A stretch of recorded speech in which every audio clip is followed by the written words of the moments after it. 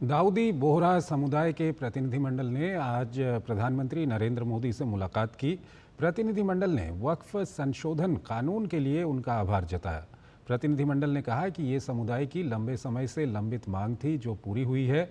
प्रतिनिधिमंडल ने सबका साथ, सबका विकास, सबका विश्वास के प्रधानमंत्री के विजन पर विश्वास जताया।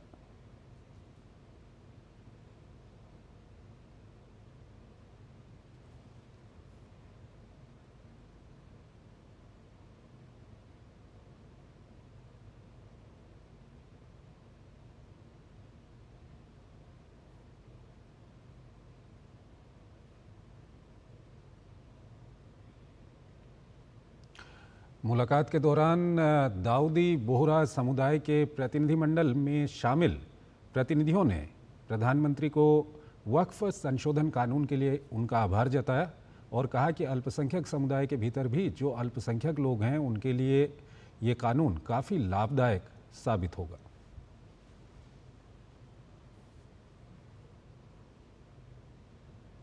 (1923) से हम ये गुहार गवर्नमेंट से लगा रहे हैं कि हमें एग्जेम्पशन चाहिए। साहब, ये जो एक्ट आया है वो प्रिवी काउंसिल क्यों लेकर आई? प्रिवी काउंसिल ने ये एक्ट इनैक्ट किया माइनॉरिटी के प्रोटेक्शन के लिए। लेकिन साहब, आपने ये एक्ट इनैक्ट किया सिर्फ माइनॉरिटी के प्रोटेक्शन के लिए नहीं, बल्कि माइनॉरिटी विद इन माइनॉरिटी के लिए। तो ये उस दिशा में साहब बहुत ही बड़ा स्टेप है। It is indeed a very strong for the जो आपने अभी वक़्फ़ बिल का जो पास हुआ है, उनमें हम माइनॉरिटी विद इन माइनॉरिटी है और उनमें हमें आपने जगह दी है, हमारा नाम आया है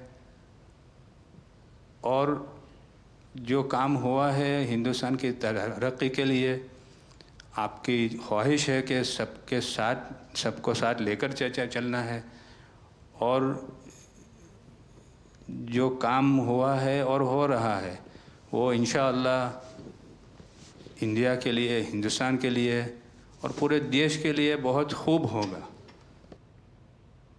पटना में पसमानदा फाउंडेशन के द्वारा प्रधानमंत्री नरेंद्र मोदी को शुक्रिया अदा करने के लिए कार्यक्रम का आयोजन किया गया। इस कार्यक्रम का आयोजन बिहार भाजपा के मीडिया प्रभारी दानिश इकबाल ने किया था। कार्यक्रम का उद्घाटन बिहार के उप मुख्यमंत्री सम्राट चौधरी और भाजपा के प्रदेश अध्यक्ष दिलीप जायसवाल ने किया। इस अवसर पर उप मुख्यमंत्री सम्राट चौधरी ने कहा कि इस वक्फ कानून से गरीब मुसलमानों का लाभ होगा।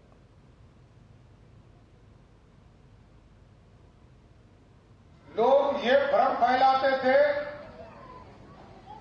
सिटीजन एक्ट अमेंडमेंट बिल जब आएगा तो इस देश से मुसलमानों को भगाने का काम शुरू किया जाएगा। देखिए, जो लोग सिर्फ वोट बैंक समझते हैं आप, वही सिर्फ ये कर सकते हैं, क्योंकि मोदी जी ने कहा इसमें किसी भी मुसलमान या अल्पसंख्यक भाइयों का कोई सिटीजनशिप नहीं जाएगा। मैं जरूर आश्वस्त करता हूं नीतीश कुमार जी के तरफ से, एनडीए के तरफ से और बिहार की सरकार के तरफ से कि पूरी तरह वक्फ बोर्ड के एक एक जमीन का हिसाब करके गरीबों के कल्याण के लिए इसको प्रयोग कराने का काम करूंगा। पसमानदा मुसलमानों ने वक्फ कानून का स्वागत किया है। पसमानदा मुसलमानों ने वक्फ कानून लाने के लिए प्रधानमंत्री मोदी को धन्यवाद दिया। कार्य है ये, उनका बहुत बहुत धन्यवाद और बहुत बहुत शुक्रिया कि जो हम मुसलमानों के लिए इन्होंने सोचा और हम मुसलमान के लिए सोचा और ये बिल पास किया कि ताकि आने वाले वक्त में हर मुसलमान को इससे फ़ायदा और लाभ होगा। जो लोग इसका विरोध कर रहे हैं वो गलत कर रहे हैं और आने वाले समय में उनको भी पता चलेगा कि ये गलत नहीं था, ये सही बिल पास था। और हम मुसलमान से भी अपील करते हैं कि इसका समर्थन करें और मोदी जी का इसमें बहुत बहुत धन्यवाद। माननीय प्रधानमंत्री नरेंद्र मोदी जी का शुक्रिया अदा करना चाहूँगा और बिहार के मुख्यमंत्री श्री नीतीश कुमार जी का ये बोर्ड में समर्थन किया और ये वक्फ बिल जो ला है, ये गरीब पसमानदा मुसलमान, असहाय लोग, बेवा औरत, मिस्कीन औरत, जो गरीब तबके के लोग हैं, जिसको देश जब से आज़ाद हुआ उस समय से आज़ादी नहीं मिल रहा था, अब आके जो है इन लोगों को आज़ादी मिलेगी। इसके लिए जो है जो भू माफिया है जो कब्जा किए हुआ है बिहार में ज़मीन पर, जो वक्फ बोर्ड का ज़मीन बेच दिया, वो लोग की हालत ख़राब है। वो लोग मुसलमान को बरगा रहे हैं कि तुम्हारा कब्रिस्तान तोड़ दिया जाएगा, तुम्हारा मस्जिद तोड़ दिया जाएगा। जो आज़ादी के 75 साल के बाद भी वक्फ संपत्ति को लूट करके रखे हुए हैं, उन्हें लोग विरोध कर रहे हैं।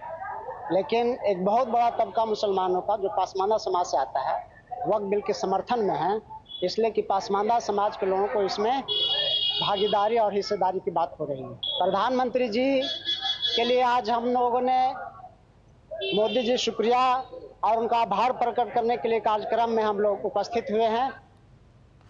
प्रधानमंत्री नरेंद्र मोदी ने यमुना नदी की वर्तमान स्थिति की समीक्षा की और उसकी सफाई व पुनरुद्धार से जुड़ी योजनाओं और भविष्य की योजनाओं पर चर्चा के लिए एक व्यापक समीक्षा बैठक की अध्यक्षता की।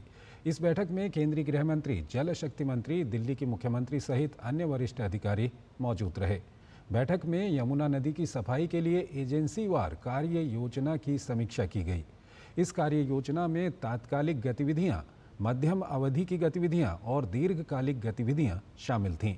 ड्रेनेज प्रबंधन, ठोस कचरा प्रबंधन, सीवेज प्रबंधन, सेप्टेज और डेयरी अपशिष्ट प्रबंधन, औद्योगिक अपशिष्ट प्रबंधन, अपशिष्ट जल उपचार अवसंरचना में कमियों की पहचान और उसकी निगरानी के उपाय, यमुना नदी के प्रवाह में सुधार, बाढ़ क्षेत्र का संरक्षण, ग्रीन रिवर फ्रंट का विकास और जन जागरूकता जैसे कार्यों पर विशिष्ट समय सीमाओं के साथ विस्तृत चर्चा की गई। दिल्ली की पेयजल प्रणाली का पुनर्वास कर जल रिसाव और गैर राजस्व जल को कम करने की तत्काल आवश्यकता पर जोर दिया गया।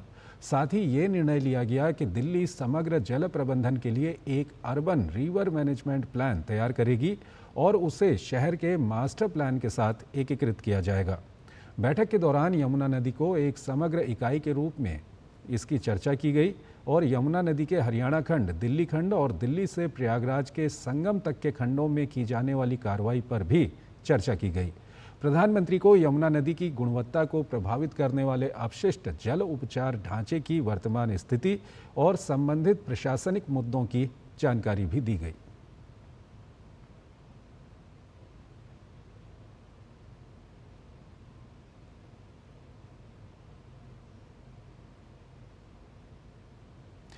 रॉबर्ट वाड्रा से आज ईडी